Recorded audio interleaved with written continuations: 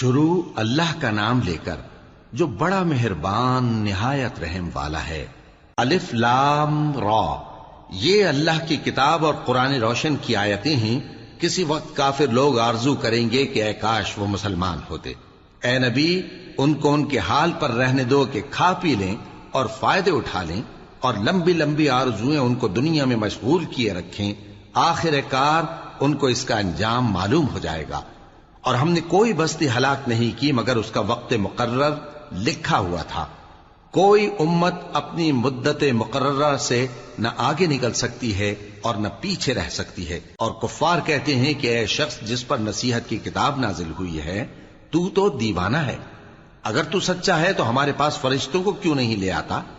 کہہ دو ہم فرشتوں کو نازل نہیں کیا کرتے مگر حق کے ساتھ، اور اس وقت ان کو مہلت نہیں ملے گی۔ بے شک یہ کتاب نصیحت ہم ہی نے اتاری ہے، اور یقیناً ہم اس کے نگہبان ہیں۔ اور ہم نے تم سے پہلے کے مختلف گروہوں میں بھی پیغمبر بھیجے تھے، اور ان کے پاس کوئی پیغمبر نہیں آتا تھا مگر وہ اس کے ساتھ ہنسی کرتے تھے۔ اسی طرح ہم اس گستاخی کو گناہگاروں کے دلوں میں ڈالے رکھتے ہیں، سو وہ اس پر ایمان نہیں لاتے۔ اور پہلے لوگوں کی روش بھی یہی رہی ہے۔ اور اگر ہم آسمان کا کوئی دروازہ ان پر کھول دیں اور وہ اس میں چڑھنے بھی لگیں تو بھی وہ یہی کہیں کہ ہماری آنکھیں باندھ دی گئی ہیں، بلکہ ہم پر جادو کر دیا گیا ہے۔ اور ہم نے آسمان میں برج بنائے ہیں اور دیکھنے والوں کے لیے اس کو سجا دیا ہے، اور ہر شیطان مردود سے اسے محفوظ کر دیا ہے۔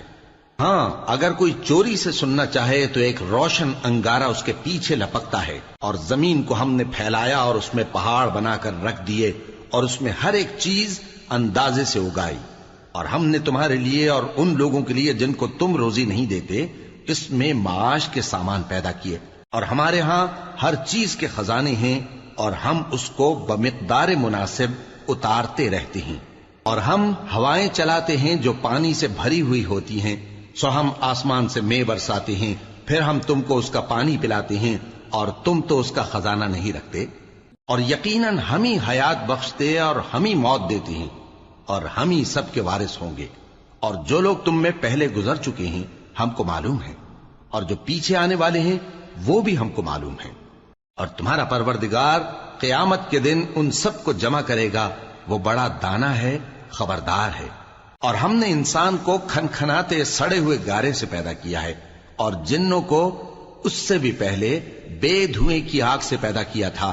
اور وہ وقت قابل ذکر ہے جب تمہارے پروردگار نے فرشتوں سے فرمایا تھا کہ میں کھنکھناتے سڑے ہوئے گارے سے بشر بنانے والا ہوں، بس جب میں اس کو درست کر لوں اور اس میں اپنی طرف سے روح پھونک دوں تو اس کے آگے سجدے میں گر پڑنا۔ چنانچہ فرشتے تو سب کے سب سجدے میں گر پڑے مگر شیطان کہ اس نے سجدہ کرنے والوں کے ساتھ ہونے سے انکار کیا۔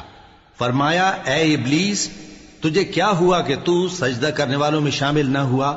اس نے کہا میں ایسا نہیں ہوں کہ انسان کو جس کو تو نے کھنکھناتے سڑے ہوئے گارے سے بنایا ہے سجدہ کروں۔ فرمایا یہاں سے نکل جا کہ اب تو مردود ہے، اور تجھ پر قیامت کے دن تک لعنت برسے گی۔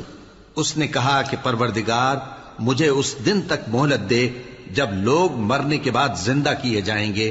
فرمایا اچھا، سو تجھے مہلت دی جاتی ہے وقت مقرر یعنی قیامت کے دن تک۔ اس نے کہا کہ پروردگار جیسا تو نے مجھے بھٹکا دیا ہے میں بھی زمین میں لوگوں کے لیے گناہوں کو آراستہ کر کے دکھاؤں گا اور سب کو بہکاؤں گا۔ ہاں، ان میں جو تیرے خاص بندے ہیں ان پر میرا قابو چلنا مشکل ہے۔ فرمایا کہ مجھ تک پہنچنے کا یہی سیدھا رستہ ہے، جو میرے خاص بندے ہیں ان پر تجھے کچھ قدرت نہیں کہ ان کو گناہ میں ڈال سکے۔ ہاں، بد راہوں میں سے جو تیرے پیچھے چل پڑے، اور ان سب کے وعدے کی جگہ جہنم ہے۔ اس کے 7 دروازے ہیں، ہر ایک دروازے کے لیے ان میں سے الگ الگ حصہ ہے۔ جو متقی ہیں وہ باغوں اور چشموں میں ہوں گے۔ ان سے کہا جائے گا کہ ان میں سلامتی اور امن و اطمینان سے داخل ہو جاؤ، اور ان کے دلوں میں جو کدورت ہوگی ہم اسے نکال دیں گے، گویا بھائی بھائی مسندوں پر ایک دوسرے کے سامنے بیٹھے ہوں۔ نہ ان کو وہاں کوئی تکلیف پہنچے گی اور نہ وہ وہاں سے نکالے جائیں گے۔ اے پیغمبر میرے بندوں کو بتا دو کہ میں بڑا بخشنے والا ہوں، بڑا مہربان ہوں، اور یہ کہ میرا عذاب بھی درد دینے والا عذاب ہے۔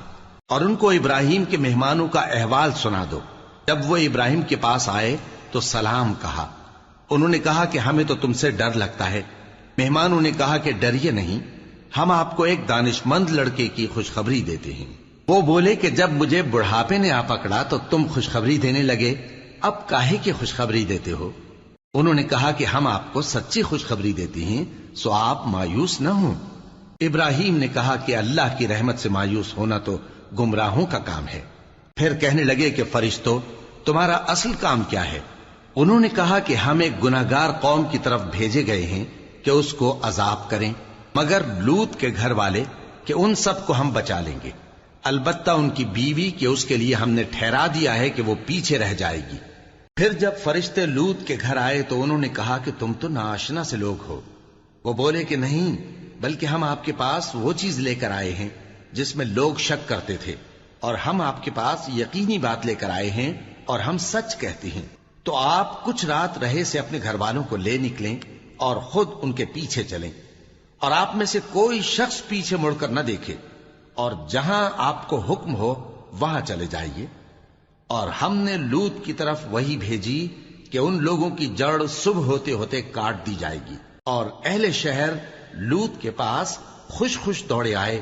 لوط نے کہا کہ یہ میرے مہمان ہیں، کہیں ان کے بارے میں مجھے رسوا نہ کرنا، اور اللہ سے ڈرو اور میری بے آبروئی نہ کرو۔ وہ بولے، کیا ہم نے تم کو سارے جہان کی حمایت و طرفداری سے منع نہیں کیا؟ انہوں نے کہا کہ اگر تمہیں کرنا ہی ہے تو یہ میری قوم کی لڑکیاں ہیں، ان سے شادی کر لو۔ اے نبی، تمہاری جان کی قسم، وہ اپنی مستی میں مدہوش ہو رہے تھے، سو ان کو سورج نکلتے نکلتے چنگھاڑ نے آ پکڑا، اور ہم نے ان بستیوں کو الٹ کر نیچے اوپر کر دیا اور ان پر کھنگر کی پتھریاں برسائیں۔ بے شک اس قصے میں اہل فراست کے لیے نشانی ہے، اور وہ بستیاں اب تک شام جانے والے سیدھے رستے پر موجود ہیں۔ بے شک اس میں ایمان لانے والوں کے لیے نشانی ہے۔ اور بن کے رہنے والے یعنی قوم شعیب کے لوگ بھی گناہگار تھے، تو ہم نے ان سے بھی بدلہ لیا، اور یہ دونوں شہر کھلے رستے پر موجود ہیں۔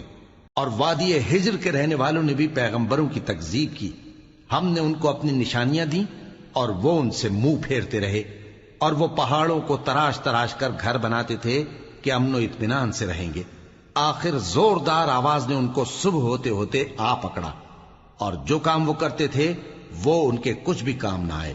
اور ہم نے آسمانوں اور زمین کو اور جو مخلوقات ان میں ہے سب کو تدبیر کے ساتھ پیدا کیا ہے، اور قیامت تو ضرور آ کر رہے گی، تو تم ان لوگوں سے اچھی طرح سے درگزر کرو۔